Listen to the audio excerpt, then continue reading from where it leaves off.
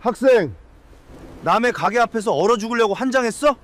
사장님, 혹시 그 라면 국물 버리실 거예요? 영하 10도 20살 우진은 망해가는 정비소 앞에서 쓰러졌습니다. 피 한 방울 섞이지 않은 할머니의 수술비로 전 재산을 쏟아부은 대가였죠. 우진을 살린 건 5년째 술병을 놓지 못하는 폐인 정비사였습니다. 정비소 구석에는 5년 동안 아무도 손대지 못한 차가 있었어요. 우진은 들키면 쫓겨날 걸 알면서도 밤마다 그 차 밑으로 기어 들어갔습니다. 석 달 뒤 양복 입은 남자들이 100억을 내밀었습니다. 도대체 그 차 안에는 어떤 비밀이 있었던 걸까요? 그리고 우진은 왜 100억을 찢어버렸을까요? 사연 시작 전 구독과 좋아요로 함께 해주세요. 20살이 된 장우진의 전 재산은 1,000만 원이었습니다. 보육원에서 정착금으로 받은 500만 원으로 월세방을 구하고 곰팡 내나는 반지하 단칸방에서 컵라면으로 끼니를 때우며 악착같이 모은 돈이었죠. 새벽 배송 알바를 하고 주말엔 식당 설거지를 하고 밤에는 편의점 야간 근무까지 하루 24시간 중 우진이 온전히 등을 붙이고 자는 시간은 고작 4시간. 은행 어플에 찍힌 잔고를 확인할 때마다 우진은 마른 침을 삼켰습니다. 이 돈이면 작은 전셋방 하나쯤은 구할 수 있겠거니 싶었거든요. 보증금을 걸고 나면 남는 돈으로 반년쯤 버티면서 정비사 자격증을 따는 게 그의 유일한 계획이었습니다. 그런데 그날 오후 전화 한 통이 우진의 계획을 송두리째 뒤흔들었어요. 보육원 앞 분식집 강금숙 할머니가 쓰러지셨다는 소식이었습니다. 우진은 슬리퍼 차림 그대로 병원으로 내달렸어요. 12월에 찬바람이 귓불을 에웠지만 느낄 겨를도 없었죠. 응급실 복도에 도착했을 때 할머니는 이동식 침대 위에 덩그러니 누워 계셨습니다. 형광등 불빛 아래 드러난 할머니의 얼굴은 종이장처럼 창백했고 입술엔 핏기가 사라진 지 오래였어요. 산소 마스크 너머로 가쁜 숨소리만 희미하게 새어나왔죠. 보호자 연락이 되지 않는다는 이유로 수술 동의서조차 받지 못한 채 할머니는 차가운 복도에 방치되어 있었어요. 1분 1초가 급한 상황에 지나가는 의료진도 간호사도 눈길조차 주지 않았습니다. 가족분이 오셔야 수술 진행이 가능합니다. 나중에 책임 소재 때문에 안 돼요. 간호사의 단호한 목소리에 우진의 심장이 쿵 내려앉았습니다. 할머니의 유일한 혈육인 아들은 미국에 있고 연락은 여전히 두절된 상태였거든요. 전화를 아무리 걸어도 응답 없는 신호음만 울릴 뿐이었어요. 우진은 이를 악물었습니다. 그리고 자신도 모르게 입이 열렸죠. 제가 손자입니다. 제가 책임지겠습니다. 거짓말이었지만 그 순간만큼은 진심이었습니다. 피 한 방울 섞이지 않은 남남이었어도 우진에게 금숙은 세상에서 유일하게 자신을 도와주었던 사람이었으니까요. 원무과에서 수술비와 입원비 보증금을 요구했을 때 우진의 발걸음은 자연스럽게 은행을 향했어요. 창구 앞에 선 그의 손이 가늘게 떨렸습니다. 손톱 밑에 박힌 지워지지 않는 새까만 기름때가 형광등 아래서 도드라져 보였죠. 이 돈을 내면 방도 당장의 생활비도 전부 사라지는 거였어요. 고아 출신에게 1,000만 원은 그냥 돈이 아니었습니다. 세상에 홀로 서기 위한 마지막 방패였죠. 하지만 우진의 머릿속엔 보육원 시절의 기억이 떠올랐어요. 한 달에 한 번 어김없이 찾아오시던 할머니. 분식집에서 직접 만든 떡볶이를 커다란 냄비에 담아오시곤 했죠. 쭈뼛거리는 아이들 앞에 접시를 밀어주시며 웃으시던 그 주름진 미소가 눈앞에 아른거렸습니다. 배고파서 잠들지 못하던 어느 겨울밤 할머니가 몰래 쥐어주신 따뜻한 호떡의 온기까지도요. 우진아, 밥은 먹고 댕기냐? 아이들이 남김없이 먹는 모습을 바라보시며 눈가를 훔치시던 할머니의 뒷모습이 선명하게 떠올랐어요. 우진은 떨리는 손으로 출금 전표를 작성했습니다. 1,000만 원 전액 인출. 은행원이 한 번 더 확인하시겠냐고 물었지만 우진은 눈을 질끈 감고 고개를 저었어요. 수술은 성공적이었습니다. 하지만 안도의 한숨을 쉴 틈도 없이 항암 치료비와 입원비 고지서가 독촉장처럼 날아들었어요. 위암 말기라는 진단서를 받아든 우진의 손이 부들부들 떨렸죠. 남은 돈은 순식간에 바닥을 드러냈고 우진은 신용카드를 긁기 시작했습니다. 그것도 모자라 사채에까지 손을 대야 했죠. 우진은 낮에는 공사장에서 시멘트 포대를 나르고 밤에는 대리운전 핸들을 잡았습니다. 새벽 4시에 잠들어 7시면 다시 일어나는 생활이 계속됐어요. 손바닥에는 굳은 살이 겹겹이 박였고 발 뒤꿈치는 갈라져 피가 배어 나왔죠. 어느 날 밤 코를 기다리다 코피가 쏟아졌습니다.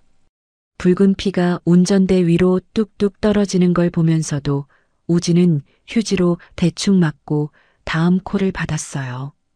병원에 갈 시간도 돈도 없었으니까요. 그러나 지극정성도 병마를 이기진 못했습니다. 병세가 급격히 악화된 어느 밤 금숙이 우진의 손을 잡았어요. 한때 떡볶이를 휘휘 저으시던 그 손은 이제 뼈만 앙상하게 남아 있었죠. 푸른 핏줄이 울퉁불퉁 튀어나온 손등 위로 검버섯이 점점이 박혀 있었습니다. 손가락 마디마디가 깊게 패여 있었고 분식집을 하며 베이고 데인 흔적들이 희미한 흉터로 남아 있었어요. 우진아, 미안하다. 네가 악착같이 모은 돈인데 이 늙은이 때문에. 할머니의 목소리는 바람 빠진 풍선처럼 힘이 없었습니다. 우진은 고개를 세차게 저었어요. 할머니, 무슨 말씀이세요? 전 괜찮아요. 할머니가 빨리 나으시기만 하면 돼요. 저랑 같이 오손도손 살아요. 하지만 할머니는 희미하게 미소 지으셨습니다. 그것이 금숙의 마지막이었어요. 잡고 있던 손의 힘이 스르르 풀리며 침대 시트 위로 툭 떨어졌습니다. 장례식장은 썰렁했습니다. 미국에 있는 아들은 끝내 나타나지 않았고 우진이 홀로 상주 자리를 지켰어요. 조문객이라곤 옆 가게 주인 한두 명이 전부였죠. 국화꽃 향기가 텅 빈 공간에 무겁게 퍼져나갔습니다. 영정 속 할머니는 여전히 주름 가득한 얼굴로 웃고 계셨어요. 우진은 그 미소를 바라보다 끝내 무릎을 꿇고 말았습니다. 숨죽여 흐느끼는 그의 어깨가 한참을 들썩였어요. 형광등 불빛 아래서 그의 그림자만이 길게 늘어져 있었죠. 병원비를 정산하고 장례를 치르고 나니 남은 건 2,000만 원의 빚이었습니다. 카드빚의 사채까지 독촉 전화가 하루에도 몇 통씩 쏟아졌어요. 월세가 3달째 밀리자 집주인이 짐을 내놓으라 소리쳤고 우진은 낡은 배낭 하나만 들고 방을 나와야 했습니다. 배낭 안에는 할머니가 생전에 직접 떠서 주신 회색 목도리 한 장이 전부였죠. 올이 군데군데 풀린 그 목도리에서 희미하게 분식집 기름 냄새와 할머니 냄새가 났어요. 빚쟁이들의 전화를 피하다 결국 휴대전화마저 끊겼습니다. 영하 10도의 한파가 몰아치는 밤, 우진은 갈 곳 없이 거리를 헤맸어요. 며칠을 굶은 탓에 다리가 휘청거렸고 손끝은 감각을 잃은 지 오래였습니다. 할머니의 목도리를 목에 칭칭 감았지만 뼛속까지 파고드는 추위는 막을 수가 없었죠. 그때 눈에 들어온 것이 낡은 간판이었어요. 정관의 카센터. 덜렁거리는 철판 글씨 사이로 녹이 슬어 있었고 반쯤 내려간 셔터 틈으로 난로 불빛이 희미하게 새어나왔습니다. 그 작은 불빛이 얼어붙은 우진의 눈에는 마지막 희망처럼 보였어요. 우진은 더 이상 버틸 수가 없었습니다. 허기와 추위가 한꺼번에 덮쳐오더니 시야가 핑 돌며 흐려졌고 그대로 카센터 앞 시멘트 바닥에 쓰러지고 말았죠. 정비소 안에서 혼자 소주를 마시던 기철은 밖에서 둔탁한 소리를 들었습니다. 5년째 매일 밤 술로 하루를 마감하던 그였어요. 교통사고로 아내와 20살 아들을 한꺼번에 잃은 뒤로 세상에 미련이 없었죠. 귀찮다는 듯 문을 열었다가 쓰러져 있는 청년을 발견하고 움찔했어요. 창백한 얼굴에 파랗게 질린 입술. 그 모습을 보는 순간 5년 전 사고 현장에서 마지막으로 본 아들의 얼굴이 겹쳐 보였습니다. 기철의 손이 덜덜 떨렸어요. 그는 우진의 코 밑에 손가락을 갖다 댔습니다. 미약하지만 숨결이 느껴지자 그제야 안도의 한숨이 터져나왔죠. 기철은 우진을 업고 정비소 안쪽 쪽방으로 들어갔습니다. 난로 옆에 눕히고 젖은 옷을 벗긴 뒤 낡은 이불을 덮어주었어요. 그리고 밤새 우진의 이마에 손을 얹어 열이 나는지 확인했습니다. 마치 잃어버렸던 아들을 돌보듯 자신도 모르게 그러고 있었죠. 다음 날 아침 라면 끓는 냄새에 우진이 눈을 떴습니다. 기철은 말없이 찌그러진 냄비째 라면을 밀어주었고 우진은 허겁지겁 그것을 비웠어요. 면발을 씹을 새도 없이 삼키고 국물 한 방울까지 손가락으로 닦아낸 뒤 우진은 무릎을 꿇었습니다. 갈 곳이 없습니다. 일 시켜주세요. 밥값은 반드시 하겠습니다. 기철은 코웃음을 쳤어요. 내 코가 석자야. 가게도 곧 망할 판인데. 세 사람은 무슨. 그는 매몰차게 등을 돌리고 소주병을 집어들었습니다. 하지만 우진은 나가지 않았어요. 대신 구석에 놓인 빗자루를 들고 어지러운 정비소 바닥을 쓸기 시작했죠. 공구며 폐부품이며 뒤엉킨 것들을 하나하나 정리하는 청년의 뒷모습을 기철은 멍하니 바라보았습니다. 20살, 죽은 아들과 같은 나이였어요. 그 눈빛 속에서 삶에 대한 처절한 의지가 읽혔습니다. 기철은 막 따르던 소주병 뚜껑을 다시 닫고 깊은 한숨을 내쉬었어요. 거기 구석에 있어. 밥은 줄 테니까. 그렇게 두 사람의 인연이 시작되었습니다. 아들을 잃고 폐인처럼 살아가던 남자와 전 재산을 바쳐 할머니를 떠나보낸 청년. 운명이 이 망해가는 정비소에서 어떤 기적의 시동을 걸게 될지 아직 그 누구도 알지 못했죠. 우진은 정식 직원이 아니었습니다. 그냥 얹혀 사는 식객이었죠.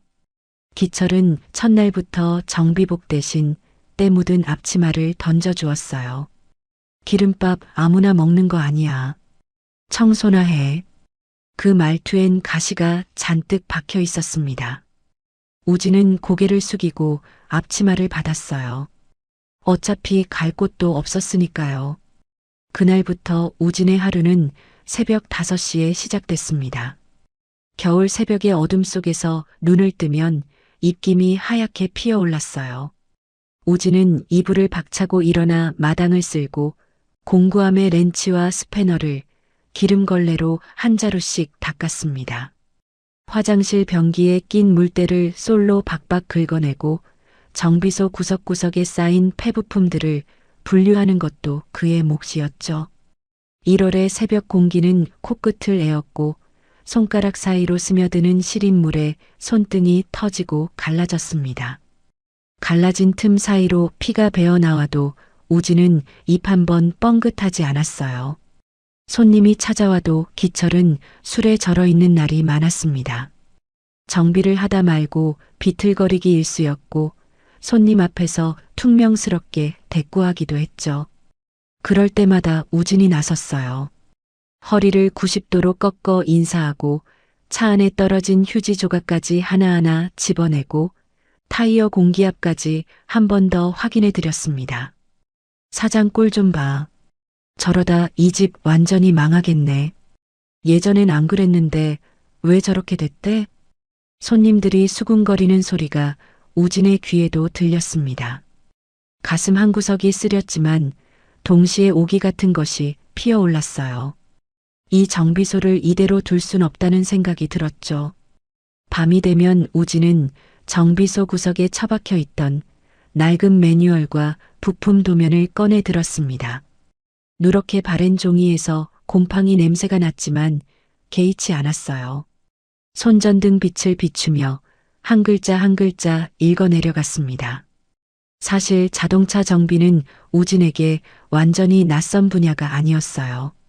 보육원 시절 도서관에서 빌려본 자동차 구조책을 수십 번이나 읽었거든요. 다른 아이들이 만화책을 볼 때 우진은 엔진 구조도를 펼쳐놓고 부품 이름을 외웠습니다. 이론은 머릿속에 빼곡히 들어차 있었지만 실전 경험이 없었을 뿐이었죠. 낮에는 청소를 하면서도 눈은 늘 기철을 향해 있었습니다.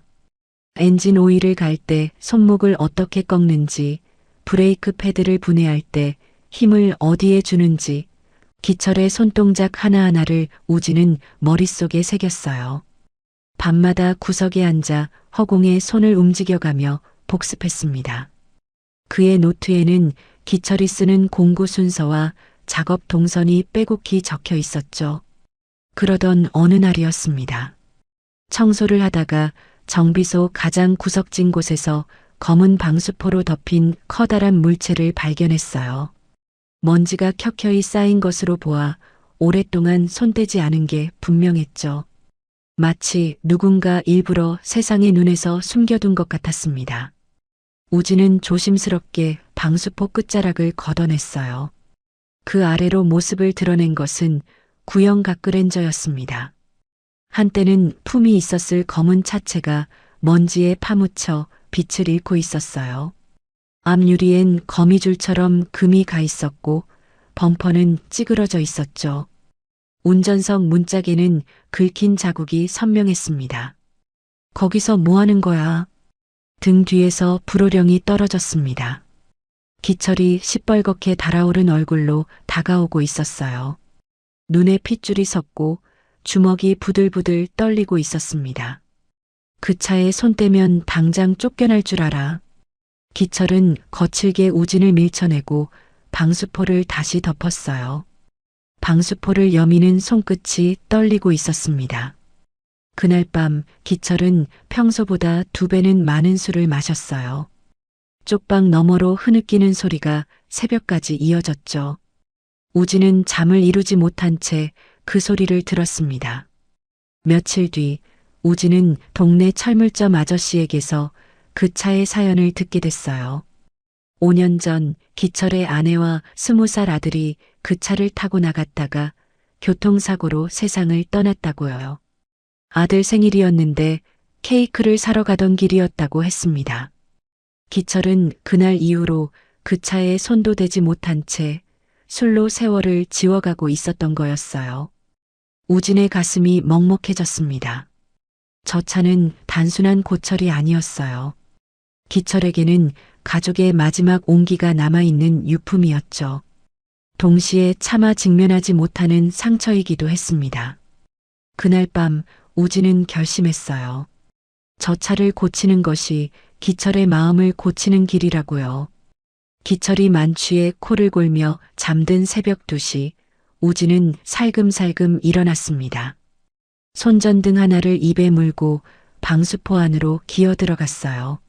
낡은 칫솔과 헌 걸레를 꺼내 엔진룸의 묵은 기름때를 조금씩 닦아내기 시작했습니다. 한 번에 너무 많이 하면 들킬 테니 손바닥 한 뼘 크기만 닦고 멈추었죠. 단순히 닦는 것에서 그치지 않았어요. 부식된 배선을 발견하면 절연 테이프로 꼼꼼히 감았고 느슨해진 볼트는 손톱깎이 줄로 갈아가며 조였습니다.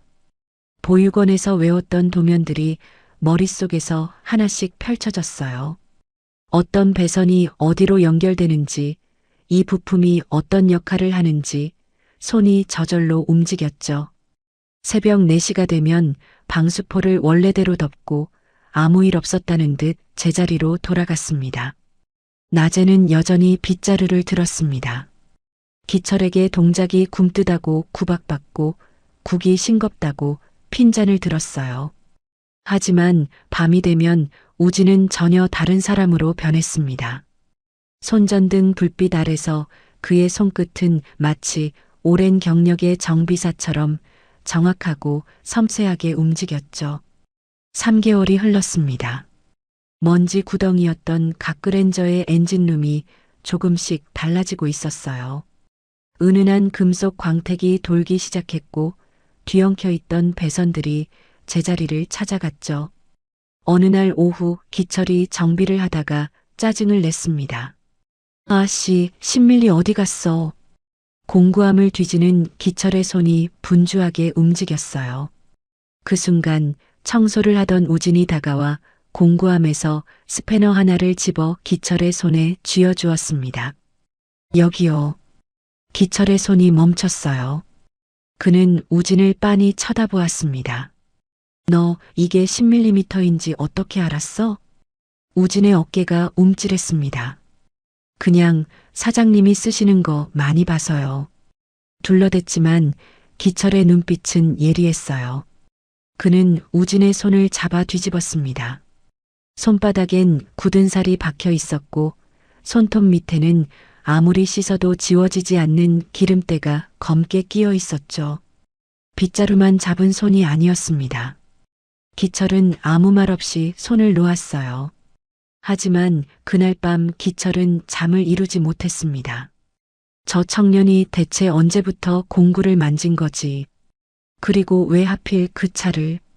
며칠 뒤 기철은 퇴근하는 척하고 정비소 밖 어둠 속에 숨어 있었습니다. 불이 꺼진 정비소에서 희미한 불빛이 새어나왔어요. 살금살금 다가가 창문 틈으로 안을 들여다보니 우진이 손전등을 입에 물고 가크렌저 밑으로 들어가는 모습이 보였습니다. 기철의 심장이 덜컥 내려앉았어요. 당장 뛰어들어가 호통을 치려고 했습니다. 하지만 우진의 얼굴을 본 순간 발이 얼어붙었어요. 손전등 불빛에 비친 그 눈빛이 너무나 진지하고 경건했거든요. 마치 세상에서 가장 소중한 것을 다루는 사람의 눈빛이었습니다. 조금만 기다려. 내가 다시 달리게 해줄게. 우진이 차 밑에서 중얼거리는 소리가 들렸어요. 그 순간 기철의 가슴 속에서 무언가가 와르르 무너져 내렸습니다. 입을 틀어막고 고개를 돌렸지만 눈물이 손가락 사이로 흘러내렸어요.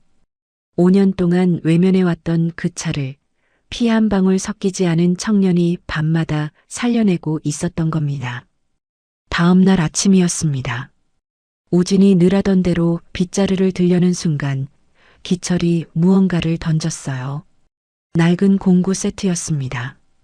가죽 케이스가 달아해졌지만 안에 든 공구들은 기름칠이 잘 되어 윤기가 흘렀죠. 기철이 젊은 시절부터 써온 물건이었습니다. 청소는 끝났다. 기철의 목소리가 떨렸습니다. 오늘부터 나사 푸는 법부터 다시 배워. 제대로 못하면 국물도 없어. 우진의 눈가가 뜨거워졌어요. 공구 세트를 두 손으로 받아든 그의 손이 미세하게 떨리고 있었습니다. 3개월 동안 빗자루를 쥐었던 손이 드디어 스패너를 쥘 자격을 얻은 거였죠. 기철은 등을 돌렸지만 그의 눈가도 붉어져 있었습니다. 멈춰있던 가크렌저의 엔진에 그리고 멈춰있던 두 남자의 가슴에도 비로소 희망이라는 이름의 시동이 걸리고 있었습니다. 기철에게 정식으로 정비를 배우기 시작했지만 수업은 지독했습니다. 기철은 우진에게 기본기만 무한 반복시켰어요. 기본이 안 되면 아무것도 못해. 다시 우진은 손가락 끝이 짓무르도록 볼트를 조이고 풀었습니다. 그러던 어느 날 새벽 6시 정비소 셔터를 두드리는 다급한 소리가 들렸습니다. 겨울 새벽의 공기가 채 가시지 않은 시간이었어요. 우진이 잠결에 눈을 비비며 문을 열어보니 곱사등이 허리를 한 노인 한 분이 울상으로 서 계셨습니다. 콩나물 트럭을 모는 영세 노점상 할아버지였어요. 빛바랜 점퍼 사이로 내복깃이 보였고 고무장갑을 낀 손이 파들파들 떨리고 있었습니다. 시동이 안 걸려. 오늘 장사 못하면 우리 손녀 밥 먹일 돈도 없는데. 할아버지의 눈가가 붉게 물들어 있었어요. 다른 카센터에선 수리비로 50만 원을 불렀다고 했습니다. 할아버지에게 50만 원은 한 달 생활비나 다름없었죠. 트럭 없이는 당장 내일부터 먹고 살 길이 막막해지는 거였어요. 기철은 전날 밤 술에 취해 아직 잠들어 있었습니다. 우진은 잠시 고민했어요. 아직 배운 것도 별로 없는데 함부로 손을 댔다가 사고가 나면 어떡하나? 하지만 할아버지의 초조한 눈빛을 외면할 수가 없었습니다. 금숙의 주름진 얼굴이 겹쳐 보였거든요. 잠깐만 기다려 보세요.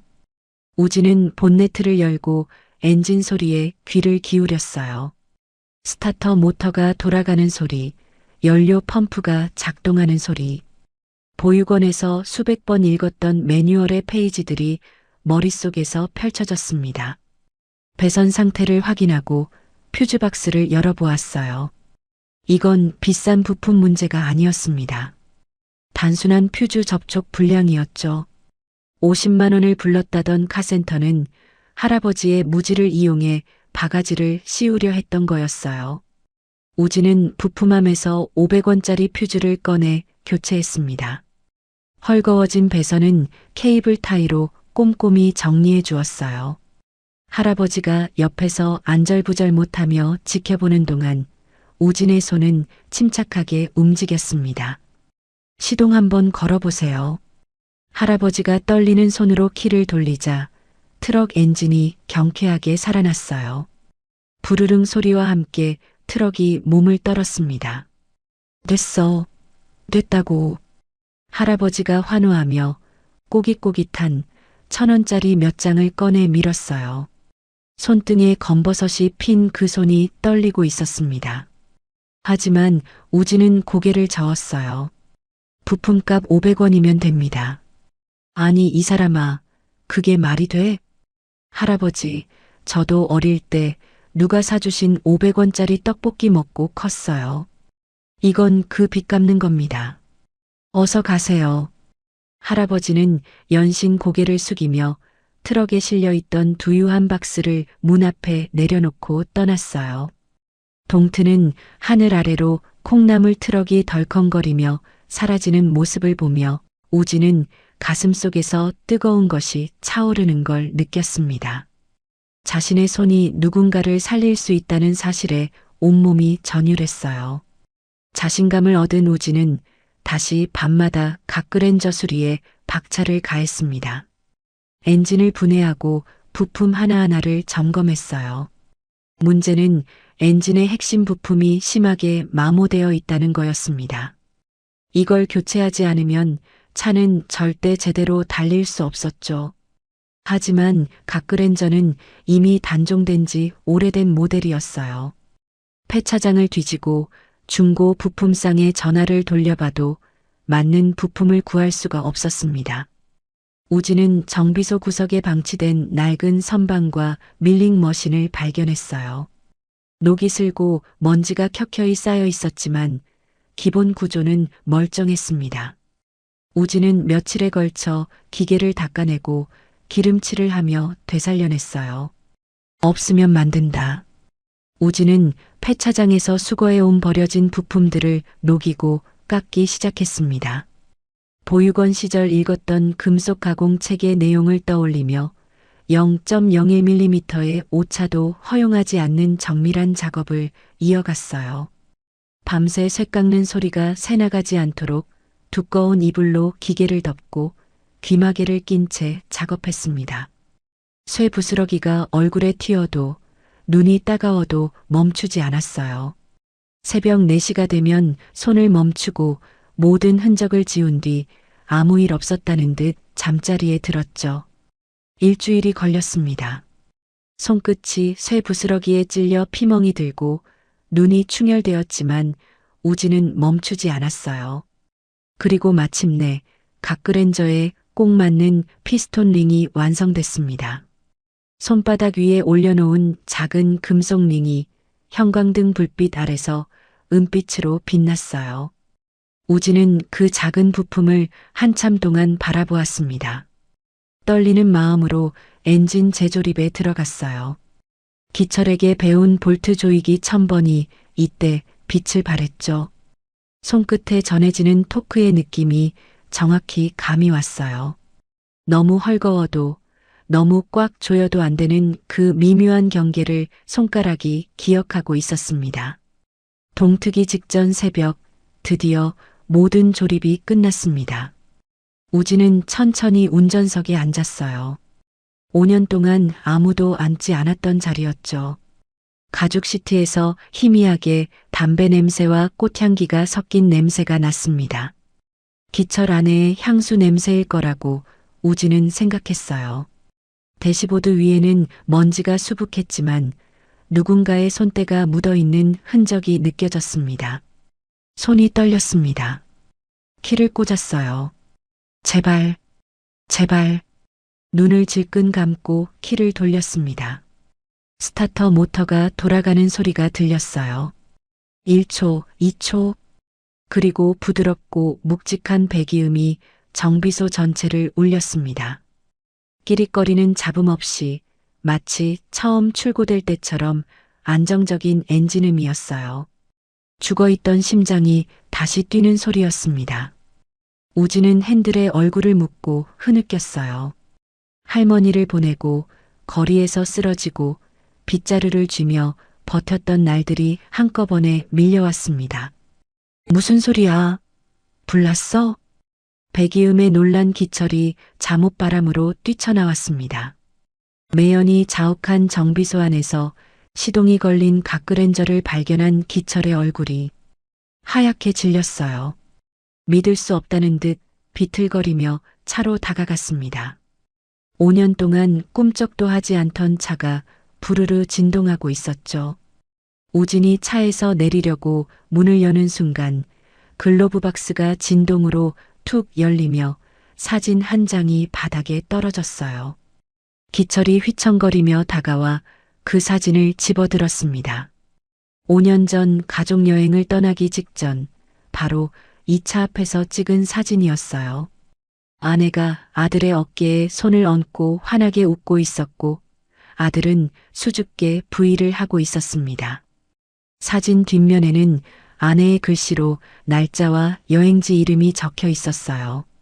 그동안 차를 보는 것조차 두려워 열어보지 못했던 글로브 박스 안에 그 사진이 잠들어 있었던 거였습니다. 기철의 무릎이 꺾였습니다. 본인 위에 엎드려 짐승처럼 오열했어요. 여보, 우리 아들.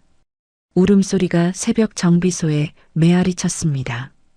우진은 어찌할 바를 몰라 고개를 깊이 숙였어요. 죄송합니다. 허락도 없이 제 멋대로 말을 끝맺지 못했습니다. 기철이 우진의 멱살을 움켜쥐는 대신 거칠게 끌어안았기 때문이었어요. 기름때 묻은 우진의 등을 두드리며 기철이 말했습니다. 고맙다. 고맙다. 내 죽은 심장이 다시 뛰는 것 같다. 한참을 그렇게 서로를 붙잡고 울었어요. 동이 트고 정비소 안으로 아침 햇살이 비스듬히 들어왔습니다. 기철이 호주머니에서 차키를 꺼내 우진의 손에 쥐어주었어요. 이 차, 네가 뭘 알아. 우진의 손이 떨렸습니다. 보육원을 나온 이후로 처음 느껴보는 온기였어요. 누군가에게 무언가를 받아본 적이 없었습니다. 항상 주기만 했고 빼앗기기만 했죠. 피 한 방울 섞이지 않았지만 이 순간만큼은 세상에서 가장 따뜻한 가족 같았습니다. 우진은 두 손으로 차키를 받아쥐고 끝내 눈물을 쏟았어요. 다시 달리기 시작한 각그랜저처럼 두 사람의 인생도 새로운 길 위로 나아가려 하고 있었습니다. 그리고 그 길 위에서 또 다른 만남이 기다리고 있다는 걸 아직 그들은 알지 못했어요. 다음 날 아침 우진은 눈을 의심했습니다. 기철이 5년 만에 덥수룩한 수염을 깔끔하게 밀고 단정한 작업복 차림으로 정비소에 서 있었거든요. 술 냄새 대신 비누 냄새가 났고 눈빛에는 오랜만에 생기가 돌았습니다. 한때 동네에서 황금손이라 불리던 정비사의 면모가 서서히 돌아오고 있었어요. 기철은 정비소 구석에 쌓여있던 소주병들을 포대자루에 담아 밖으로 내다버렸어요. 수십 개의 빈 병들이 부딪히며 찰랑거리는 소리가 새벽 공기를 울렸습니다. 5년간 슬픔을 담았던 병들이었죠. 이제 술 냄새 말고 기름 냄새만 풍기자. 그 말과 함께 기철은 서랍장 깊숙이 넣어뒀던 낡은 수첩 한 권을 꺼내 우진에게 건넸어요. 30년간의 정비 노하우가 빼곡히 적힌 수첩이었습니다. 가장자리가 달아해졌고 군데군데 기름 자국이 묻어 있었죠. 글씨는 삐뚤빼뚤했지만 페이지마다 기철의 땀과 세월이 배어 있었어요. 요즘 기술자들은 스캐너만 믿어. 전자진단기가 고장 코드 띄우면 부품을 통째로 갈아버리지. 그게 기술자냐?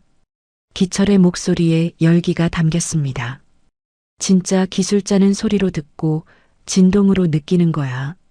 기계가 어디가 아픈지 말을 못해도 우리가 알아들어야 해. 차도 사람이랑 똑같아. 아프면 신음소리를 내거든. 우진은 책으로 배운 이론에 기철의 실전 감각을 하나씩 더해갔습니다. 엔진 소리만 들어도 어느 실린더에서 이상 연소가 일어나는지, 배기음의 미세한 떨림만으로 점화 타이밍이 맞는지 틀리는지 알아내는 경지에 올랐어요. 눈을 감고 귀를 기울이면 엔진의 심장 박동이 손에 잡힐 듯 느껴졌습니다. 기철은 그런 우진을 보며 고개를 끄덕였어요. 타고난 재능에 성실함까지 갖춘 녀석이라고요. 어느 날 엔진 소음이 심한 택시 한 대가 들어왔습니다. 운전석에서 내린 중년의 택시 기사는 얼굴이 시커멓게 그을려 있었어요. 밤낮 없이 핸들을 잡느라 눈 밑에 짙은 그늘이 드리워져 있었고 손등은 햇볕에 거칠게 탔습니다. 다른 데서 엔진 통째로 갈아야 한다고 300만 원 부르더라고요. 택시비로 300이면 몇 달을 벌어야 하는 건데. 기사의 목소리가 떨렸습니다. 아내와 아이들 이야기가 나올 것 같아 우진은 서둘러 본네트를 열었어요. 청진기를 엔진 블록 여기저기에 대고 소리를 들었습니다. 눈을 감고 한참을 집중하더니 고개를 들었어요. 엔진 전체가 아닙니다. 크랭크 축 베어링 하나만 나갔어요. 부품값 30만 원이면 됩니다. 뭐라고요? 기사의 눈이 휘둥그레졌습니다. 기철이 다가와 우진의 진단을 확인했어요. 청진기를 대고 직접 들어본 뒤 씩 웃었죠. 맞아. 이 친구 귀가 여간 밝은 게 아니야. 우진은 기철의 감독 아래 작업에 들어갔습니다. 엔진을 통째로 드러내지 않고 특수 공구를 이용해 문제가 된 베어링만 정밀하게 교체했어요. 마치 외과 의사가 환부만 도려내듯 최소한의 절개로 최대의 효과를 내는 수술이었죠. 손끝 하나 흔들림 없이 작업하는 우진의 모습을 택시기사가 넋을 놓고 지켜보았습니다. 작업이 끝나자 택시 엔진은 새 것처럼 조용하게 돌아갔어요. 수리비가 10분의 1로 줄어들자 택시기사는 연신 허리를 굽혔어요. 그리고 차에 올라타자마자 무전기를 집어들었습니다. 아, 전체 알림. 지금 사거리 하루모터스 가지 마라. 거기 도둑놈들이야. 건너편 정간에로 와라. 여기에 귀신 씌인 놈이 하나 있는데 소리만 듣고 차를 고친다. 수리비는 껌값이야, 껌값. 그날부터 소문이 삽시간에 퍼졌습니다. 파리만 날리던 정비소 앞에 택시와 용달차들이 줄을 서기 시작했어요. 아침부터 저녁까지 예약이 꽉 찼고 밀린 차들이 골목까지 늘어서는 진풍경이 벌어졌죠. 부품이 단종되어 다른 데서 수리를 거절당했던 올드카 차주들도 전국에서 찾아왔습니다. 90년대 프라이드, 르망, 스텔라. 폐차장 직전의 차들이 정관의 카센터 앞에 모여들었어요. 차주들은 하나같이 이 차만큼은 버릴 수 없다고 했습니다. 돌아가신 부모님께 물려받은 차, 신혼 때 타던 차, 아이들을 키우며 함께한 차. 그들에게 차는 단순한 철덩어리가 아니라 추억 그 자체였죠. 우진은 낮에는 일반 정비를 하고 밤에는 선반과 밀링 머신을 돌려 엎는 부품을 직접 깎아냈습니다. 쇠를 깎는 소리가 새벽까지 이어졌고 그의 눈은 항상 충혈되어 있었죠. 손가락 끝이 쇠 부스러기에 찔려 피딱지가 앉았지만 멈추지 않았습니다. 기철은 우진이 깎아낸 부품을 완벽하게 조립하며 과거 황금손이라 불리던 시절의 감각을 완전히 되찾았어요. 두 사람의 손끝에서 죽어가던 차들이 하나둘 되살아났습니다. 고장난 차는 있어도 버려야 할 차는 없습니다. 우진의 그 말은 곧 정관의 카센터의 신념이 됐어요. 정비소가 활기를 띠자 기철은 밀린 월세와 공과금부터 갚았습니다. 그리고 우진에게 생애 첫 월급 봉투를 건넸어요. 누런 봉투 안에 현금이 빼곡히 들어 있었죠. 자, 이번 달 네 몫이야. 우진의 손이 떨렸습니다. 태어나서 처음 받아보는 월급이었어요.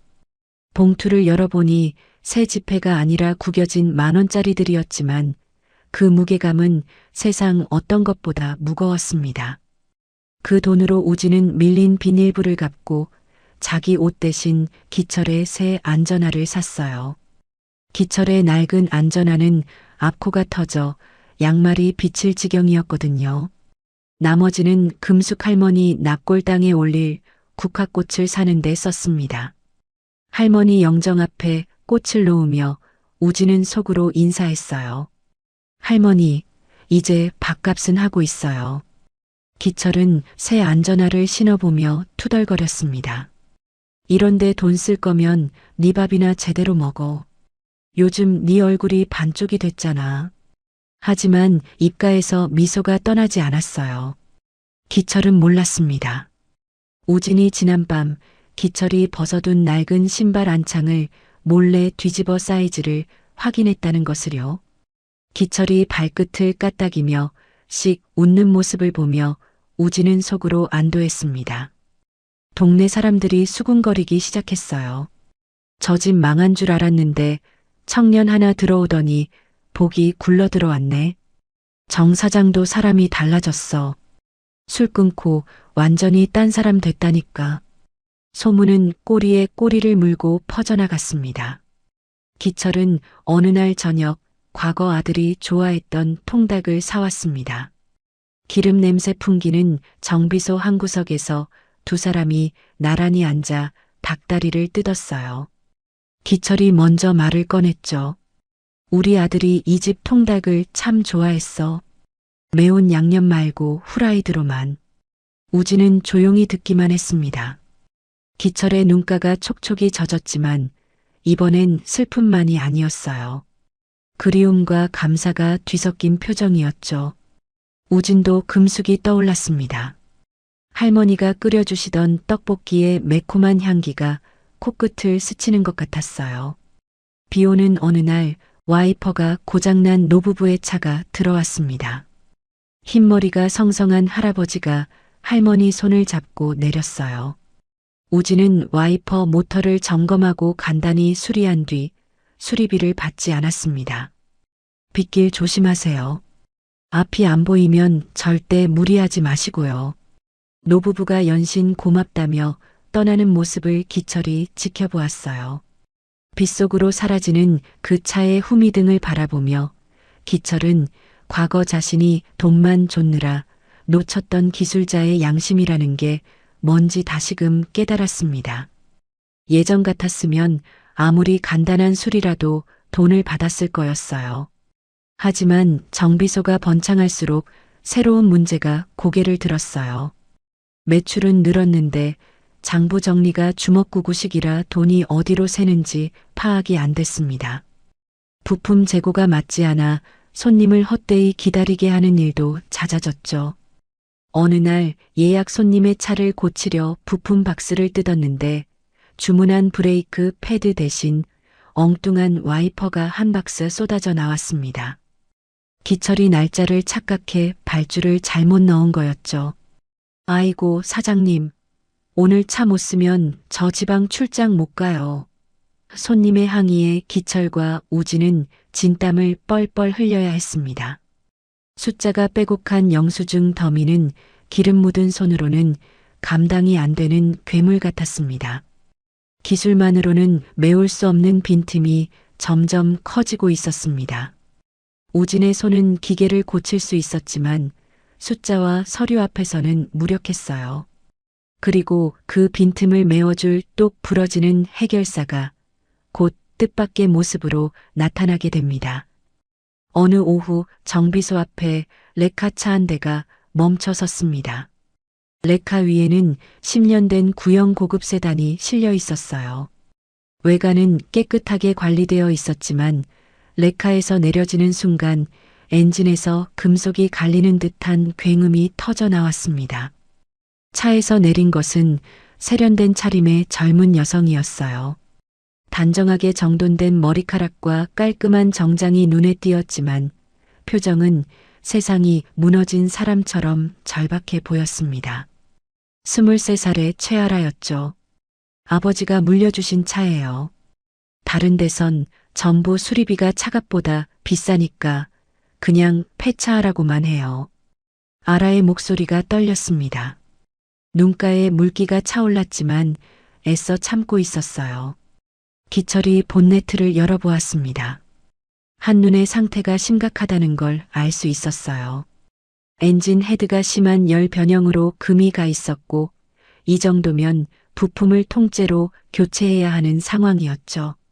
문제는 이 차종의 엔진 헤드가 이미 단종되어 어디서도 구할 수 없다는 거였습니다. 기철이 고개를 저었어요. 아가씨, 이건 나도 힘들어요. 부품이 없으면 공장장 할아버지가 와도 못 고쳐. 마음 아프겠지만 폐차해. 그 말에 아라의 얼굴이 하얗게 질렸습니다. 그녀는 기철의 손을 덥석 잡았어요. 제발이요. 살려만 주세요. 이 차에는 아직 아버지 냄새가 남아 있어요. 시트에서, 핸들에서. 이 차가 없어지면 아버지를 완전히 잃는 것 같아요. 목소리가 갈라졌습니다. 더 이상 눈물을 참을 수 없었는지 볼 위로 물줄기가 흘러내렸어요. 그 모습을 지켜보던 우진의 가슴이 먹먹해졌습니다. 사장님, 제가 한번 해보겠습니다. 우진이 나섰어요. 기철이 의아한 눈으로 쳐다보았습니다. 우진은 청진기를 엔진 블록 곳곳에 대며 소리를 들었어요. 손끝으로 균열 부위를 더듬으며 손상 범위를 정밀하게 파악했습니다. 금속의 미세한 울림까지 느끼며 한참을 집중한 끝에 고개를 들었죠. 헤드 전체를 교환할 필요 없습니다. 균열관 부분만 특수 용접하고 면을 다시 깎아내면 됩니다. 기철의 눈이 커졌어요. 이 녀석아, 그게 말이 쉽지. 머리카락 한 올 두께만 틀어져도 엔진 전체가 못 쓰게 돼. 실패하면 차는 완전히 끝장나는 거야. 알고 있습니다.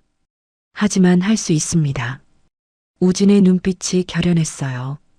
기철은 한참을 그 눈을 들여다보다가 결국 고개를 끄덕였습니다. 좋아. 네가 하고 싶은 대로 해봐. 대신 책임은 네가 져. 그날 밤부터 우진은 엔진 분해에 들어갔습니다. 우진은 숨을 멈췄습니다.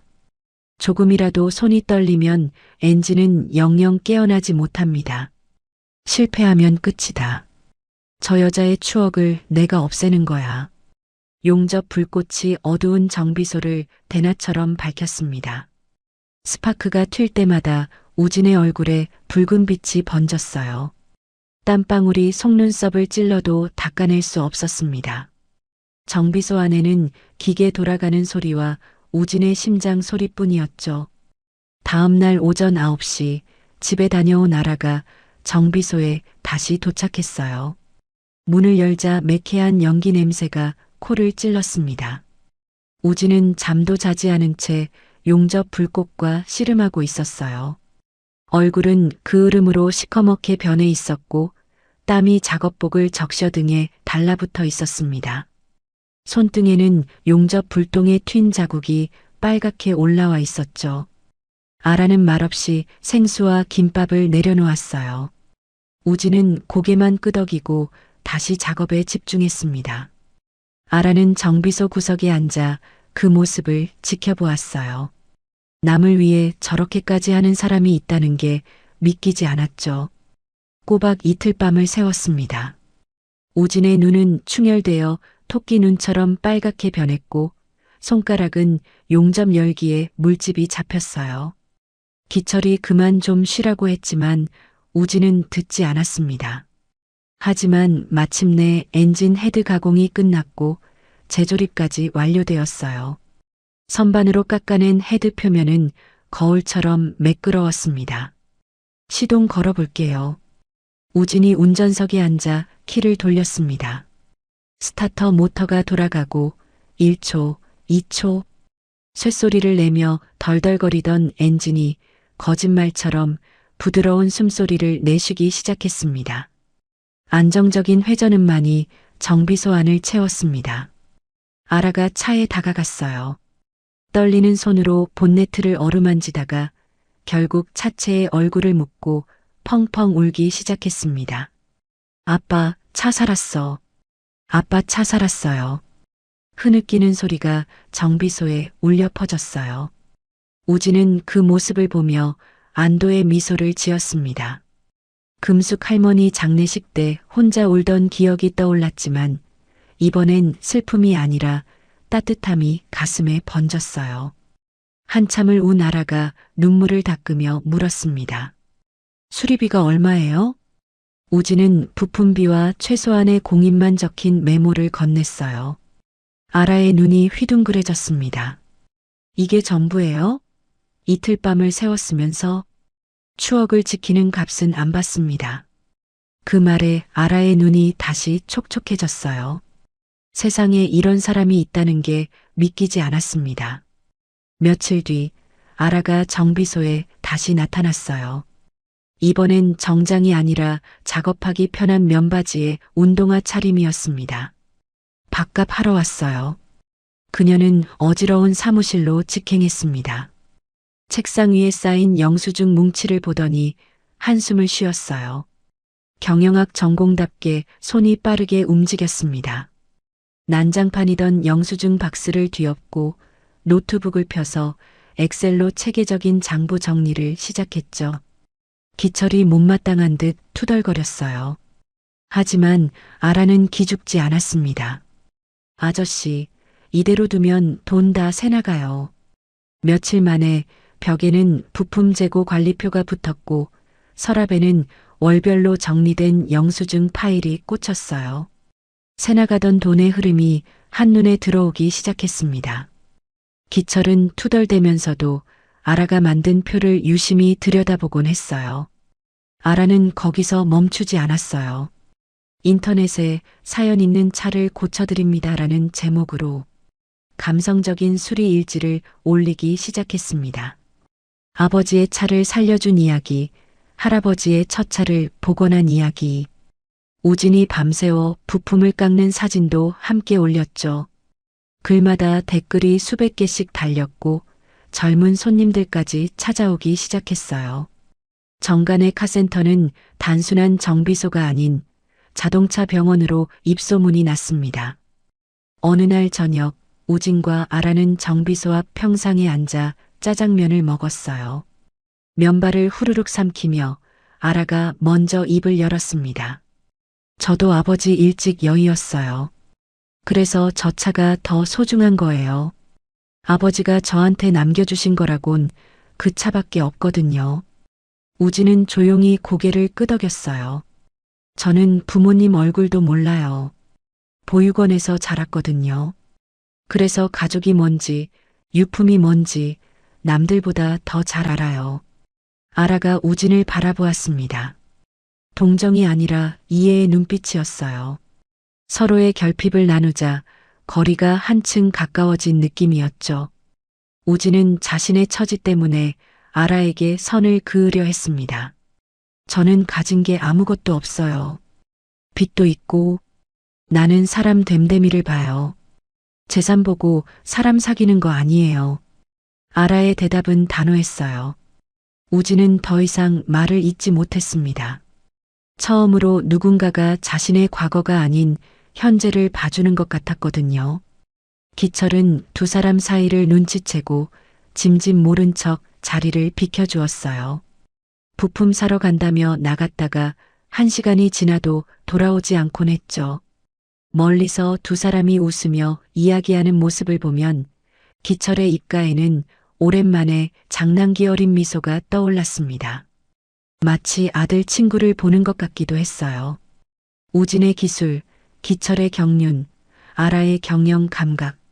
매일 예약이 꽉 찼고 문의 전화가 끊이지 않았습니다.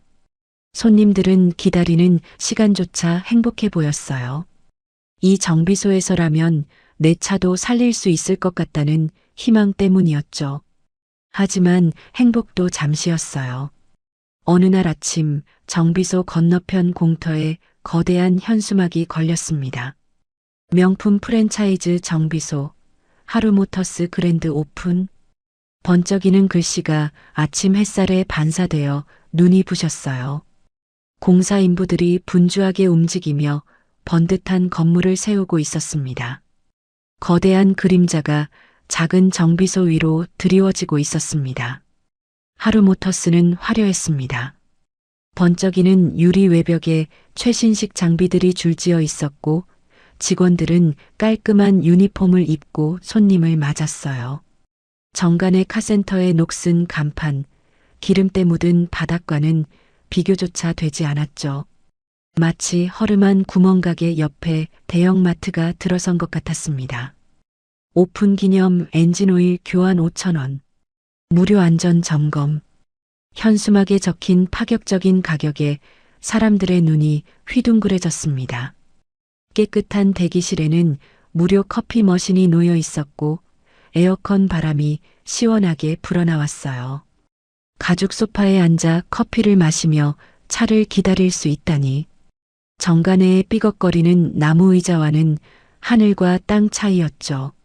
정관의 단골 손님들이 하나둘씩 건너편으로 발길을 돌리기 시작했습니다. 처음엔 한두 명이었지만 일주일이 지나자 정비소 앞은 텅 비어갔어요. 기철의 얼굴이 날마다 어두워졌죠. 하루모터스 지점장은 본사의 지시를 충실히 따랐습니다. 인근 소규모 정비소들을 말려 죽이는 게 그의 임무였어요. 가격으로 밀어붙이고 살아남는 곳은 다른 방법으로 무너뜨리는 거였죠. 엎친 데 덮친 격으로 악성 루머가 퍼지기 시작했습니다. 지역 맘카페와 자동차 커뮤니티의 정관회에서 재생 부품을 새 것으로 속여 판다는 글이 도배되었어요. 댓글마다 분노가 들끓었고 공유는 순식간에 수백 건을 넘었습니다. 루머의 출처는 하루모터스가 고용한 업체의 조직적인 공작이었지만 그걸 아는 사람은 아무도 없었죠. 루머를 믿은 손님들이 정비소로 몰려왔습니다. 내 차 여기서 고쳤다가 망가졌어. 사기꾼들, 당장 환불해. 욕설이 쏟아졌어요. 한 남자는 공구대를 발로 걷어찼고 여자 손님은 휴대전화로 영상을 찍으며 고래고래 소리 질렀습니다. 또 다른 남자는 정비소 벽에 붙은 자격증을 가리키며 가짜 아니냐고 소리쳤어요. 우진이 아무리 설명해도 듣지 않았습니다. 흥분한 군중 앞에서 진실은 힘이 없었어요. 기철은 구석에 서서 손을 떨고 있었습니다. 5년 전 사고 이후 동네 사람들에게 받았던 비난이 떠올랐어요. 술주정뱅이, 아내와 아들을 죽인 놈. 그때의 악몽이 되살아났죠.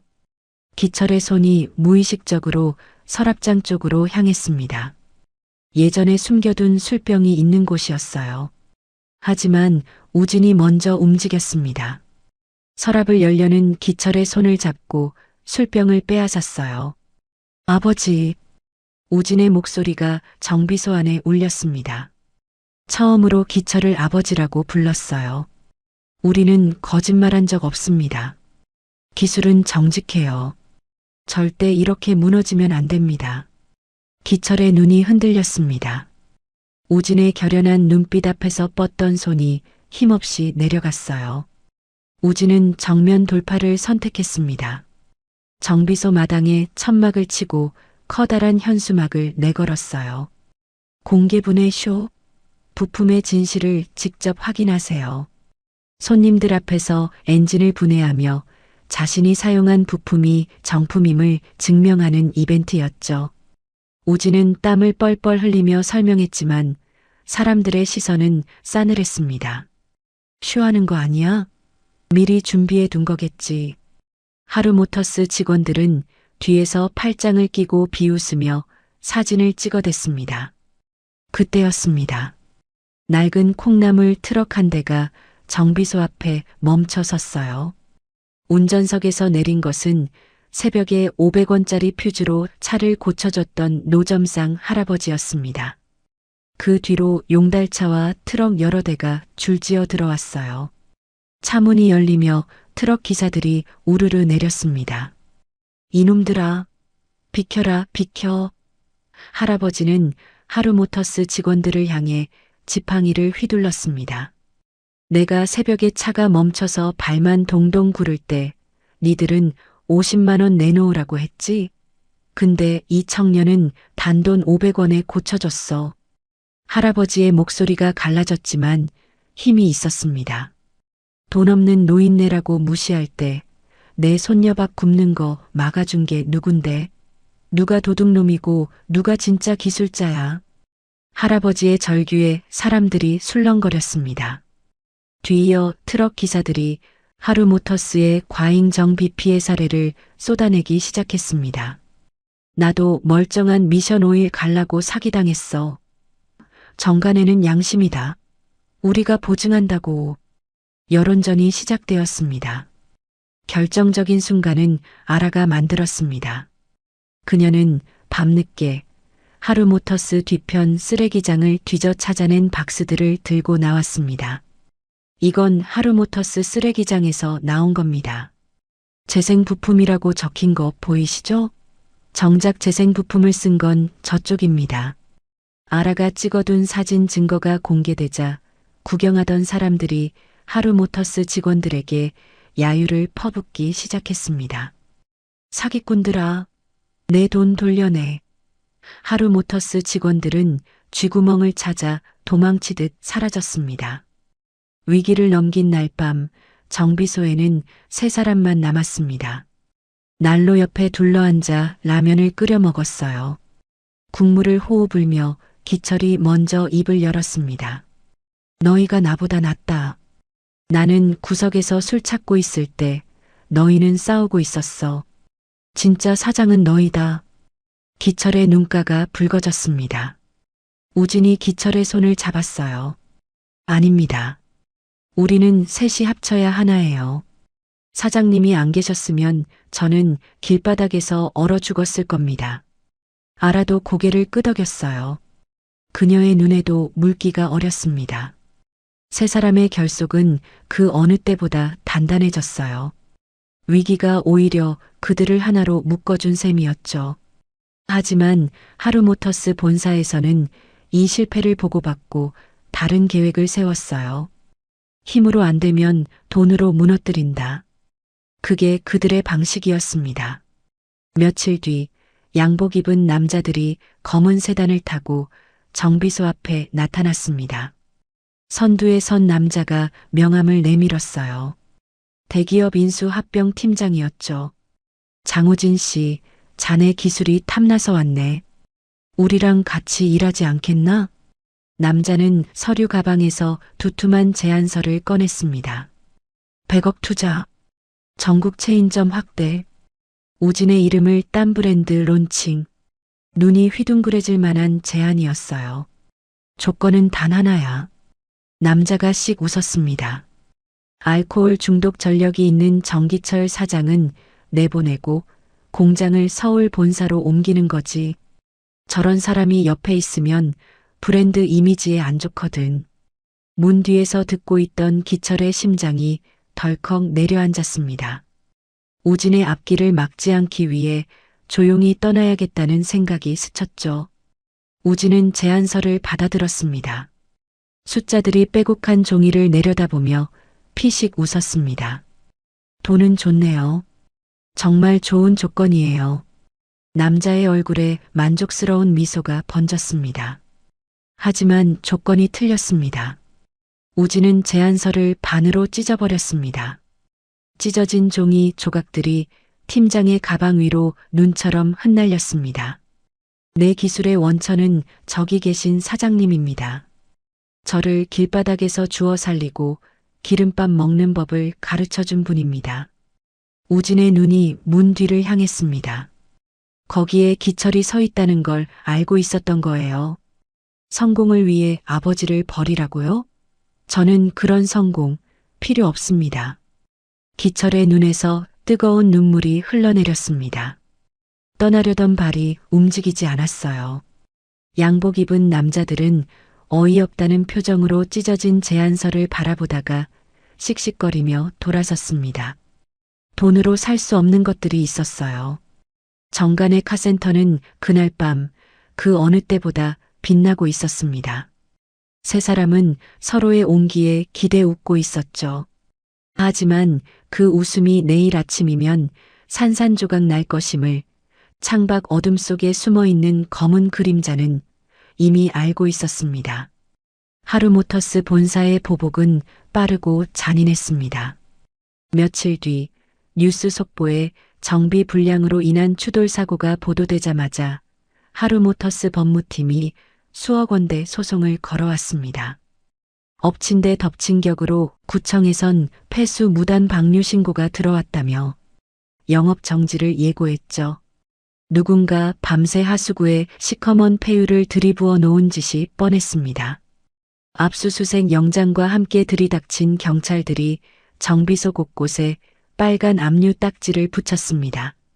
30년 손때 묻은 기철의 공구함, 우진이 밤새워 부품을 깎던 선반, 심지어 마당에 세워둔 각그랜저까지 정비소 전체가 붉은 딱지로 피멍이 든 것 같았습니다. 손님들은 환불을 요구하며 아우성쳤고 기철은 5년 전 사고 이후 겨우 다시 일어선 세상이 또다시 그것도 더 처참하게 무너지는 것을 보며 고개를 떨구었습니다. 여기에 결정타가 날아왔습니다.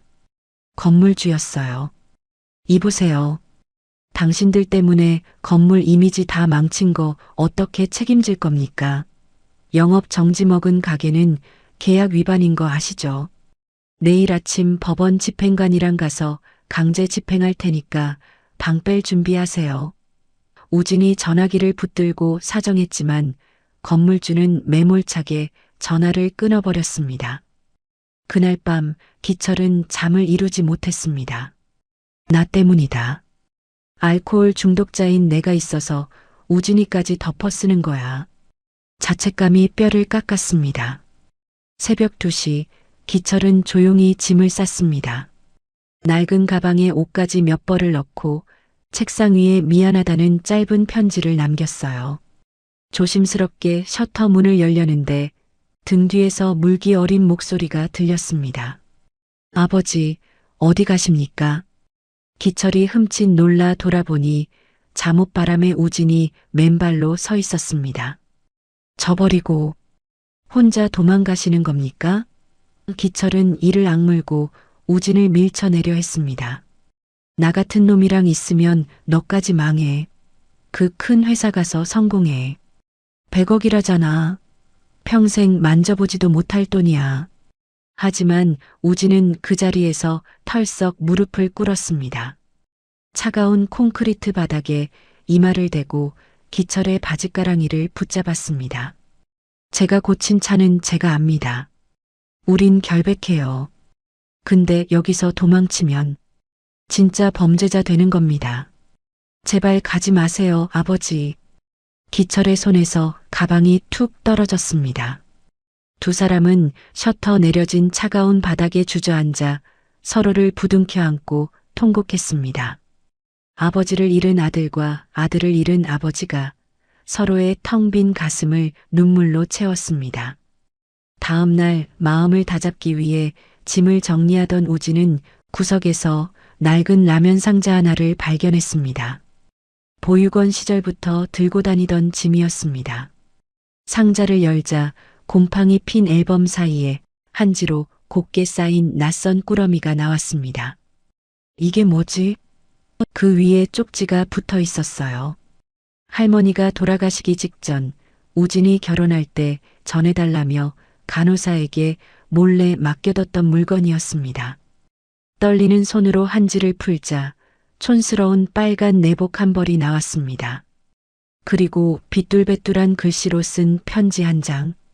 우진아, 내 강아지. 할미가 가진 게 없어서 이것밖에 못 해준다. 나중에 우리 우진이 장가갈 때 혼주석이 비어 있으면 어쩌나 할미는 벌써 걱정이다. 내가 죽어서 귀신이 되어서라도 네 결혼식 땐 꼭 옆에 앉아줄게. 마음씨 좋은 색시 만나서 따뜻한 밥 먹으며 잘 살아라. 사랑한다, 내 새끼. 말기 암 통증을 참아가며 꾹꾹 눌러 쓴 글씨. 눈물 자국에 번져 흐릿해진 글자들. 우진은 빨간 내복을 얼굴에 비비며 짐승처럼 오열했습니다. 할머니, 보육원에서 배고플 때 몰래 떡볶이를 챙겨주시던 분. 피 한 방울 안 섞인 고아를 내 새끼라 불러주던 유일한 분. 그분은 마지막 순간까지 우진의 앞날만을 걱정했습니다. 지켜보던 아라는 입을 틀어막고 울었고 기철도 붉어진 눈시울을 훔쳤습니다. 한참을 운 우진이 눈물을 닦으며 일어섰습니다. 눈빛이 달라져 있었습니다. 이 정비소 할머니가 맺어준 곳이에요. 할머니 병원비 때문에 빚지고 그 빚 때문에 쫓겨나서 만난 곳이잖아요. 저 절대 안 나갑니다. 아니, 못 나갑니다. 그날 밤부터 세 사람은 전투 태세에 돌입했습니다. 아라는 충혈된 눈으로 사고 차량의 블랙박스 영상을 보고 또 보며 조작의 증거를 찾았어요. 기철은 냉장고에 숨겨둔 마지막 소주병을 꺼내 하수구에 콸콸 쏟아버렸습니다. 다시는 안 마신다. 맹세하마. 폭풍 전야의 밤. 세 사람은 각그랜저 앞에 둘러앉아 컵라면을 먹으며 결의를 다졌습니다. 우진은 확대된 사고 차량 사진을 가리켰어요. 보세요. 이건 자연적으로 찢어진 게 아닙니다. 절단면이 너무 매끄러워요. 누군가 공구로 자른 게 분명해요. 확신은 있었지만 당장 차를 확인할 수 없다는 게 문제였습니다. 날이 밝았습니다. 정비소 앞으로 경찰차와 법원 집행관 차량, 그리고 하루모터스 측 변호인단이 들이닥쳤습니다. 건물주가 기어이 강제 집행을 신청한 것이었죠. 하루모터스 지점장이 팔짱을 낀 채 비릿한 웃음을 흘리며 다가왔어요. 증거인멸 우려가 있으니 당장 구속 수사하십시오. 경찰들이 우진에게 다가와 팔을 꺾었습니다. 우진은 필사적으로 외쳤죠. 사고 차량 보닛 한 번만 열게 해주십시오. 1분이면 됩니다. 브레이크 절단면만 보면 알 수 있다고요. 하지만 경찰은 우진을 강제로 제압했습니다. 지점장이 우진의 귀에 대고 속삭였습니다. 초짜 정비사가 뭘 증명해? 그냥 조용히 들어가. 감방에서 기술이나 더 배우든가. 절망적인 상황. 우진의 눈에 핏발이 섰지만 꼼짝할 수 없었습니다. 기철이 몸을 던져 막아보려 했지만 바닥에 내동댕이 쳐졌어요. 아라가 울며 영상을 찍고 있었지만 역부족이었죠. 바로 그때 골목 어귀에서부터 좌중을 압도하는 묵직한 엔진음과 함께 정체를 알 수 없는 거대한 그림자가 정비소를 향해 서서히 다가오고 있었습니다. 골목을 가득 메우던 묵직한 엔진음의 주인공은 정비소 입구를 가로막으며 위압적인 자태를 드러낸 검은색 벤치였습니다. 마치 거대한 맹수가 웅크린 듯한 그 압도적인 존재감에 소란스럽던 정비소에는 순식간에 침묵이 내려앉았죠. 경찰과 집행관들, 그리고 비웃음을 흘리던 하루모터스 지점장까지 모두의 시선이 그 낯선 차에 꽂혔습니다. 쥐 죽은 듯한 정적 속에 뒷문이 열렸습니다. 차에서 내린 남자는 지팡이를 짚고 힘겹게 땅을 디뎠습니다. 최고급 수트를 입었지만 한쪽 다리를 저는 걸음걸이는 위태로워 보였어요. 관자놀이 부근의 선명한 수술 흉터와 서리빨 같은 눈빛이 주변의 공기를 단숨에 얼어붙게 만들었습니다. 하루모터스 측 변호사가 남자의 얼굴을 확인하고는 사색이 되어 뒷걸음질 쳤습니다. 조광수 회장님? 미국 IT 자수성가의 대표이자 한국 재계의 거물. 그의 등장은 그 자체로 법이었고 권력이었습니다. 광수의 비서들이 일사불란하게 움직였습니다. 경찰에게 명함을 내밀며 단호하게 말했습니다. 지금부터 이 사건 변호는 저희 법무팀이 전담합니다. 모든 압류 및 강제 집행, 즉시 중지하십시오. 경찰서장이 황급히 달려와 고개를 숙였고 기세등등하던 집행관들은 슬금슬금 뒤로 물러났어요. 빨간 딱지를 붙이던 손들이 허공에서 멈췄습니다. 광수는 지팡이를 짚으며 천천히 우진에게 다가왔습니다. 절뚝이는 걸음 하나하나가 힘겨워 보였지만 시선은 수갑을 찰 뻔한 우진에게서 떨어지지 않았어요. 자네가 장우진 군인가? 목소리가 미세하게 떨렸습니다. 우진은 멍하니 고개를 끄덕였습니다. 늦어서 미안하네. 오는 길이 생각보다 너무 멀었어. 광수의 지시로 분위기가 반전되었습니다. 그의 변호인단은 하루모터스가 제출한 증거의 허점을 송곳처럼 찔러댔고 경찰에게 즉석에서 사고 차량 정밀 재검증을 요구했습니다. 대한민국 최고의 변호인단 앞에서 경찰은 거절할 명분이 없었습니다. 수많은 카메라와 경찰이 지켜보는 가운데 우진에게 기회가 주어졌습니다. 우진은 심호흡을 하고 사고 차량의 보닛을 열었어요. 수십 개의 카메라 플래시가 터졌지만 공구를 잡는 순간 우진의 손떨림이 멈췄습니다. 우진은 핀셋으로 문제의 브레이크 호스를 들어 올려 가장 밝은 조명 아래 비쳤습니다. 자세히 보십시오. 우진의 목소리가 정비소를 울렸습니다. 이건 자연적으로 다른 게 아닙니다. 호스가 낡아서 터졌다면 고무가 찢어지면서 끝부분이 너덜너덜해야 합니다. 하지만 이 단면을 보세요. 칼로 자른 것처럼 매끈해요. 기자들이 숨을 죽이고 호스 단면을 클로즈업했습니다. 우진은 돋보기를 들어 절단면의 미세한 흔적을 가리켰습니다. 그리고 여기 미세한 톱니 자국이 보이십니까? 이건 시중 철물점엔 없는 공구입니다. 프랜차이즈 정비소 본사에서만 공급하는 특수 절단기 자국이죠. 좌중이 술렁거렸습니다. 그때 아라가 태블릿 PC를 높이 들어 보이며 외쳤습니다. 하루모터스 자재과 서버에 접속했습니다. 해당 지점에 3일 전 오후 2시 이 특수 절단기가 입고된 기록이 여기 있습니다. 완벽한 증거였습니다. 지점장의 얼굴이 흑빛으로 변했어요. 그가 슬금슬금 뒷걸음질 치다 도망치려 했지만 광수의 건장한 경호원들이 거대한 벽처럼 앞을 가로막았죠. 상황이 정리된 뒤 광수가 정비소 사무실로 들어왔습니다. 지팡이를 짚고 천천히 걸음을 옮기다가 책상 위에서 멈췄어요. 어머니 강금숙의 영정사진, 그리고 그 옆에 곱게 개켜진 빨간 내복. 지팡이가 바닥으로 툭 쓰러졌습니다. 광수는 영정사진 앞에 무너지듯 무릎을 꿇었습니다. 어머니, 이제야 불효자가 왔습니다. 냉철한 회장의 가면이 벗겨지고 어머니를 잃은 아들의 통곡만이 남았습니다. 어깨가 들썩일 때마다 억눌러왔던 슬픔이 터져나왔어요. 우진이 조심스럽게 물었습니다. 왜 이제야 오셨어요? 할머니가 얼마나 기다리셨는데. 원망이 섞인 목소리였습니다. 광수가 눈물을 닦으며 머리에 흉터를 가리켰습니다. 미국에서 어머니 모셔올 프로젝트 발표를 마치고 무대에서 쓰러졌네. 뇌출혈이었지. 3개월 동안 혼수 상태였어. 의사들도 다들 포기했었다네.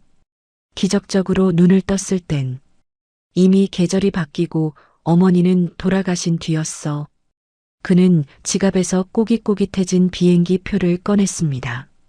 3개월 전 날짜가 찍혀 있는 한 번도 사용하지 못한 귀국 티켓이었습니다. 그 티켓이 그의 진심을 증명해 주었어요. 자네가 아니었다면 우리 어머니는 무용고자로 쓸쓸히 가셨겠지. 비서에게 보고받고 가슴을 쳤네. 못난 아들 대신 생판 남이 임종을 지키고 상주 노릇까지 해줬다고. 광수가 우진의 두 손을 꼭 잡았습니다. 성공한 사업가가 20살 청년에게 허리를 90도로 숙였습니다. 어떻게 하면 이 은혜를 갚을 수 있을지 상상도 못하겠다네. 정말 고마워, 우진군. 그리고 광수는 구석에 서 있는 기철에게도 다가갔습니다. 기철은 당황해서 어쩔 줄 몰라 했어요. 사장님 감사합니다. 고작 고아라는 이유로 세상이 손가락질할 때 사장님만이 제 은인인 이 청년을 걷어주셨습니다. 끝까지 지켜주셔서 정말 감사합니다. 그때 밖에서 눈치를 보던 건물주가 슬금슬금 들어왔습니다. 아이고 회장님, 오해가 있었던 모양입니다. 저는 그저 법대로. 비굴한 웃음을 흘리며 상황을 모면하려는 건물주를 보며 광수가 고개를 돌렸습니다. 눈물을 닦은 그의 눈빛이 순식간에 차갑게 변했죠. 이 건물과 땅 내가 인수하겠소. 건물주가 움찔했습니다. 광수의 비서가 서류철을 펼쳤습니다. 시세보다 조금 더 쳐주겠소. 대신 오늘 당장 계약하시오. 광수의 목소리에 압도적인 위압감이 실렸습니다. 싫다면 하루모터스와 공범으로 세무조사를 받게 해주지. 불법 퇴거 조장, 영업방해, 증거인멸방조. 우리 법무팀이 털면 먼지 정도가 아니라 건물이 통째로 날아갈 텐데. 선택하시오. 건물주의 얼굴이 파랗게 질렸습니다. 그는 아무 말도 못하고 덜덜 떨리는 손으로 계약서에 도장을 찍었어요. 정비소 앞이 조용해졌습니다. 경찰차들이 떠나고 빨간 압류 딱지들이 전부 떼어졌어요. 하루모터스 지점장은 수갑을 찬 채 고개를 숙이고 연행되었습니다. 햇살이 비스듬히 들어와 다시 평화를 찾은 정비소를 비추었어요. 우진은 영정사진 앞에 무릎 꿇고 있는 광수의 등을 바라보았어요. 할머니가 그토록 기다리던 아들이었습니다. 병상에서 아들 이름을 부르며 눈을 감으셨던 할머니가 눈에 선했어요. 미워해야 할지 이해해야 할지 알 수 없었죠. 하지만 한 가지는 확실했습니다. 할머니가 맺어준 인연이 또 하나 이어졌다는 것. 그리고 이 이야기가 아직 끝나지 않았다는 것을요. 모든 것이 마무리된 후 광수는 어머니의 납골 땅으로 향하려 했습니다. 기사에게 운전을 맡기지 않고 직접 핸들을 잡았어요. 어머니를 찾아가는 길만큼은 자신의 손으로 운전하고 싶었던 거죠. 살아계실 때 한 번도 직접 모시고 다니지 못한 불효를 이제라도 갚고 싶었습니다. 차가 정비소 앞 도로로 빠져나간 직후였습니다. 갑자기 하늘이 어두워지더니 굵은 빗줄기가 쏟아지기 시작했어요. 그리고 그 순간 조광수의 시야가 붉게 물들었습니다. 흑, 관자놀이를 송곳으로 찌르는 듯한 통증과 함께 손발이 마비되었습니다. 뇌출혈 후유증인 발작이 다시 시작된 거였습니다. 의사가 절대 무리하지 말라고 경고했건만 오늘 하루 겪은 감정의 파도가 너무 컸던 탓이었죠.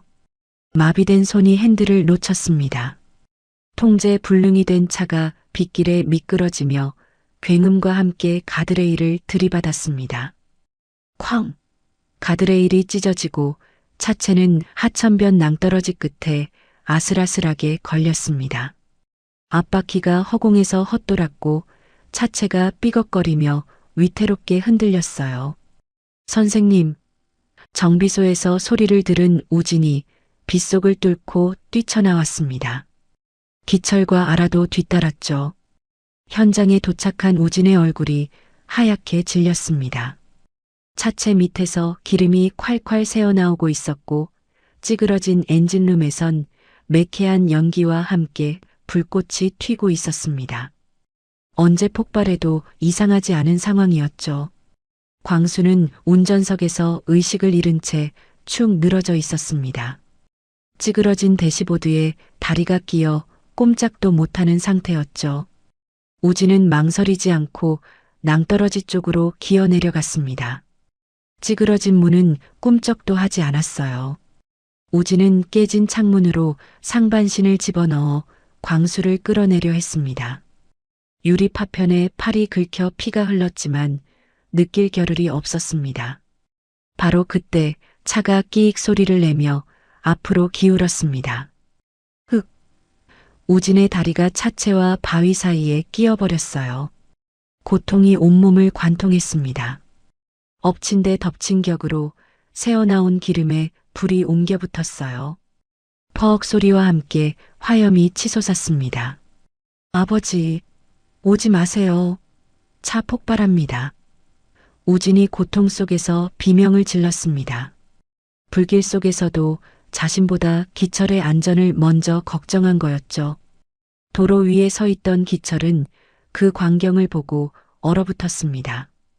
빗속에서 타오르는 붉은 불꽃. 5년 전의 그날이 눈앞에서 재생되었습니다. 아내와 아들을 삼켰던 화염. 뜨거워서 손도 댈 수 없었던 차체. 그리고 귀를 찢는 폭발음. 기철의 다리가 굳어버렸습니다. 숨을 쉴 수가 없었어요. 여보, 살려줘. 아빠 무서워. 환청이 귓가를 때렸습니다. 5년 동안 그를 괴롭히던 지옥 같은 목소리였습니다. 아버지, 도망가세요. 제발 도망가세요. 우진의 절규가 다시 들렸습니다. 5년 전 자신의 아들이 마지막으로 남긴 말. 아빠, 도망가. 그 목소리와 우진의 목소리가 겹쳐졌습니다. 그 순간 기철의 눈이 번쩍 뜨였습니다. 안 돼. 이번엔 안 돼. 환청이 멈추고 현실이 돌아왔습니다. 기철은 미친 듯이 공구함으로 달려가 가장 큰 스패너 하나를 움켜쥐었습니다. 그리고 낭떠러지 아래 불길 속으로 뛰어내렸어요. 스패너를 쥔 손이 미친 듯이 떨렸습니다. 5년간 술로 망가뜨린 신경이 가장 중요한 순간에 발목을 잡았어요. 기철이 입술을 피가 나도록 깨물며 기도했습니다. 신이시여, 제발 1분만. 제발 이 빌어먹을 손 좀 멈춰주소. 다시 얻은 내 아들을 살려야 합니다. 빗물과 눈물이 뒤섞여 흘러내렸습니다. 그러자 기적처럼, 거짓말처럼 손떨림이 멈췄습니다. 찌그러진 문은 열 수 없었습니다. 기철은 문을 여는 게 아니라 문짝 자체를 떼어내는 방법을 선택했어요. 30년 경력의 베테랑만이 할 수 있는 판단이었죠.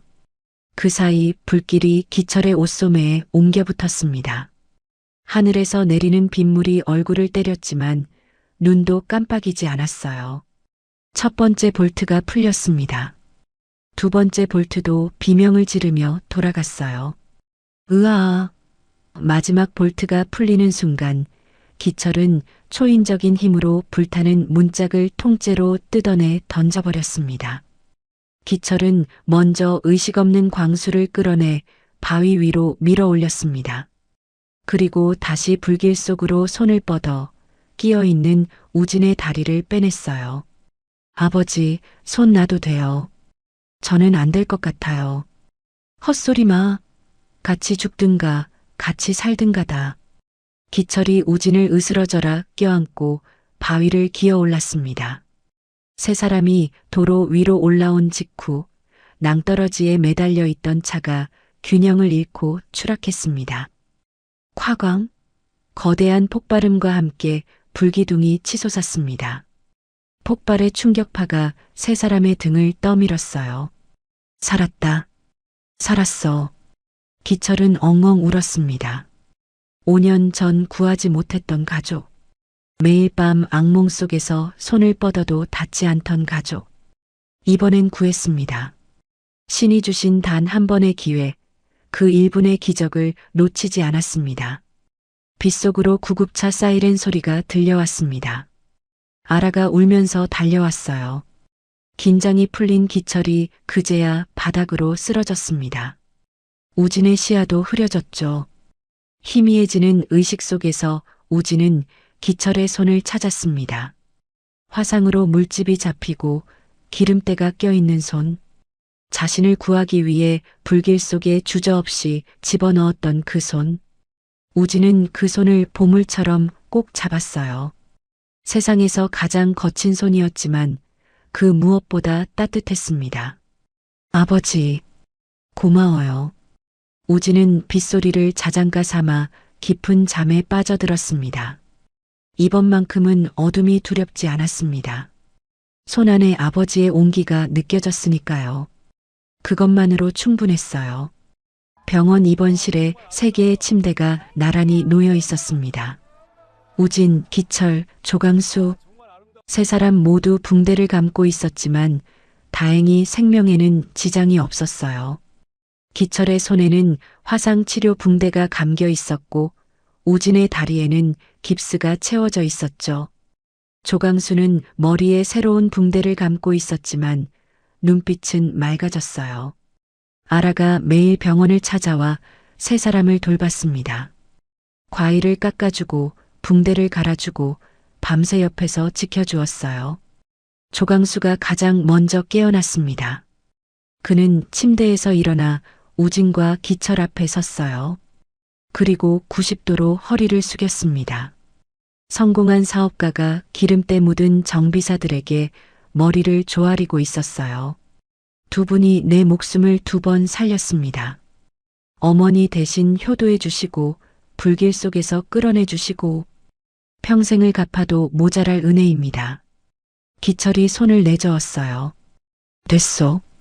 우리는 그냥 할 일을 했을 뿐이요. 퇴원 후 조강수는 어머니 강금숙 할머니의 유산과 자신의 투자금을 합쳐 우진에게 건넸습니다. 이 돈은 자네 기술을 세상을 위해 써주게. 어머니도 그걸 원하셨을 거야. 우진은 그 돈으로 정비소 리모델링 공사를 시작했어요. 낡은 간판이 내려가고 새 간판이 올라갔습니다. 장정 모터스. 우진의 성장 씨와 기철의 성정 씨를 따서 지은 이름이었어요. 두 사람의 인연이 담긴 이름이었죠. 정비소는 깔끔하게 변했지만 한 가지는 그대로 남겼습니다. 구석에 놓인 갓그랜저였어요. 그 차는 장정 모터스의 상징이 되었습니다. 하지만 우진은 거기서 멈추지 않았습니다. 정비소 옆 건물에 기술학교를 설립했어요. 보육원을 퇴소한 청소년들에게 무료로 정비 기술을 가르치는 곳이었죠. 자신처럼 갈 곳 없는 아이들에게 손에 기술을 쥐어주고 싶었어요. 빈손으로 세상에 내던져진 아이들이 당당하게 살아갈 수 있도록. 최아라가 재단의 실무이사를 맡아 학교 운영과 정비소 경영을 총괄했습니다. 숫자의 밝은 그녀 덕분에 재정은 탄탄하게 굴러갔어요. 하루모터스는 불법 영업과 갑질이 세상에 알려지며 폐업했습니다. 지점장은 증거 조작과 상해, 교사 혐의로 구속되었어요. 세상은 결국 정직한 쪽에 손을 들어주었죠. 기철은 알코올 중독 치료를 완전히 끝냈습니다. 더 이상 손이 떨리지 않았어요. 매일 아침 조깅을 하고 아이들과 함께 밥을 먹었습니다. 그는 기술학교의 교장 선생님이 되어 아이들을 가르쳤어요. 기술보다 인성이다. 기술이 아무리 좋아도 사람이 썩으면 소용없어. 손님을 속이면 안 돼. 정직하게 양심껏 일해야 해. 옛날 술에 절어 살던 폐인의 모습은 찾아볼 수 없었어요. 아이들은 기철을 할아버지라고 부르며 따랐습니다. 기철의 입가에는 늘 미소가 걸려 있었어요. 우진은 대한민국 정비 명장 타이틀을 획득하며 승승장구했어요. 전국에서 고치기 어려운 차들이 장정 모터스로 몰려들었습니다. 고장난 차는 있어도 버려야 할 차는 없다는 그의 신념은 변하지 않았죠. 강금숙 할머니의 기일이 되면 세 사람은 납골 땅을 찾아갔습니다.